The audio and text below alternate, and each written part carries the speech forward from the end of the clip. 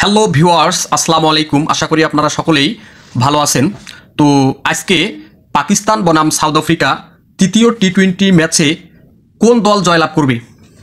আজকে 3 number টি-20 match, দ্বিতীয় টি-20 ম্যাচটি পাকিস্তান জয়লাভ করেছে 9 উইকেটে এবং প্রথম টি-20 ম্যাচটি সাউথ আফ্রিকা জয়লাভ করেছে। তো দুইটি ম্যাচ হয়েছে, একটি পাকিস্তান জিতেছে এবং একটি সাউথ আফ্রিকা জিতেছে। তো আজকে ফাইনাল ম্যাচ, আজকে তৃতীয় টি-20 ম্যাচ। তো আজকে বলা যায় যে এটা ফাইনাল ম্যাচ। তো আজকের ম্যাচে কে জয়লাভ করবে, পাকিস্তান নাকি সাউথ আফ্রিকা? প্রথম ম্যাচটি সাউথ আফ্রিকা জয়লাভ করেছে এবং দ্বিতীয় ম্যাচটি আমরা দেখেছি যে পাকিস্তান জয়লাভ করেছে। তো পাকিস্তান কিন্তু দ্বিতীয় ম্যাচটিতে দুর্দান্তভাবে জয় পেয়েছে, 9 উইকেটে জয়লাভ করেছে পাকিস্তান। তো দ্বিতীয় ম্যাচে ম্যান অফ দ্য ম্যাচ কিন্তু হয়েছিলেন সালমান মির্জা। আমরা জানি যে সালমান মির্জা শাহিন শাহ আফ্রিদির জায়গায় খেলতেছেন। শাহিন শাহ আফ্রিদি পাকিস্তান দলে অনেক দিন ধরে, কিন্তু অনেক দিন বলতে অনেক বছর ধরে পাকিস্তান দলে সে কন্টিনিউ খেলে আসতেছেন। তো যেহেতু পাকিস্তানের ঘরের মাটিতে সাউথ আফ্রিকা বনাম পাকিস্তান টি-20 সিরিজ হচ্ছে, তো শাহিন শাহ আফ্রিদির জায়গায় সালমান মির্জাকে নেওয়াটা এটা একেবারে সঠিক সিদ্ধান্ত ছিল। আমি মনে করি যে শাহিন শাহ আফ্রিদিকে না খেলিয়ে সালমান মির্জাকে খেলাচ্ছে, এটা আমি পার্সোনালি মনে করি যে এটা সিদ্ধান্তটা ছিল দুর্দান্ত, ভেরি গুড ডিসিশন। তো সালমান মির্জা কিন্তু এই সুযোগটাকে সুন্দরভাবে কাজে লাগাচ্ছে।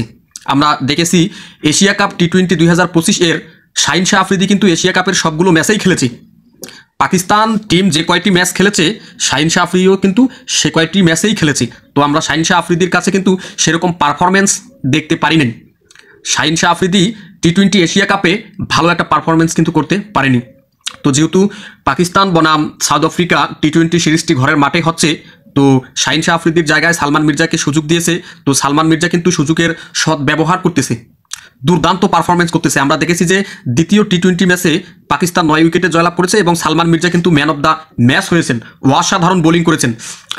সালমান মির্জা সাউথ আফ্রিকার ব্রিটজি নামে একটা ব্যাটসম্যান আছে, তাকে অফ কাটার বল দিয়েছিলেন, যেটা আমরা বাংলাদেশের পেস বলার মুস্তাফিজুর রহমানের কাছ থেকে দেখতে পাই যে মুস্তাফিজুর কিন্তু অফ কাটার বল সুন্দর করতে পারে। তো এই অফ কাটার বলটি সালমান মির্জা করেছিল এবং ব্রিটজিকে অফ স্টাম্প বোল্ড করে দিয়েছিল সালমান মির্জা। দুর্দান্ত ডেলিভারি করেছিল এই সালমান মির্জা, এক কথায় অসাধারণ। সালমান মির্জা 4 ওভার করে মাত্র 13 রান দিয়ে 3টি উইকেট নিয়েছিলেন দ্বিতীয় টি-20 ম্যাচে। সাউথ আফ্রিকার 3টি উইকেট নিয়ে মাত্র 24 বলে 13টি রান দিয়েছেন। অসাধারণ বল করেছেন সালমান মির্জা। তো আজকে ফাইনাল ম্যাচ পাকিস্তান বনাম সাউথ আফ্রিকার মধ্যকার টি-20 সিরিজের আজকে তৃতীয় টি-20 ম্যাচ।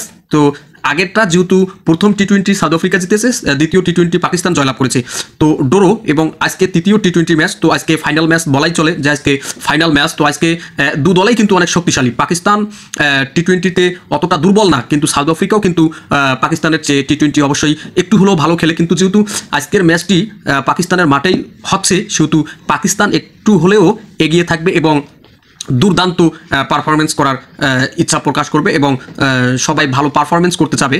তো আজকের ম্যাচটি কোন দল জয়লাভ করবে আপনারা অবশ্যই কমেন্টে বলে যাবেন। আজকে ফাইনাল ম্যাচে সাউথ আফ্রিকা জয়লাভ করবে নাকি পাকিস্তান জয়লাভ করবে, অবশ্যই আপনারা কমেন্টস বক্সে লিখে যাবেন যে কে জয়লাভ করবে।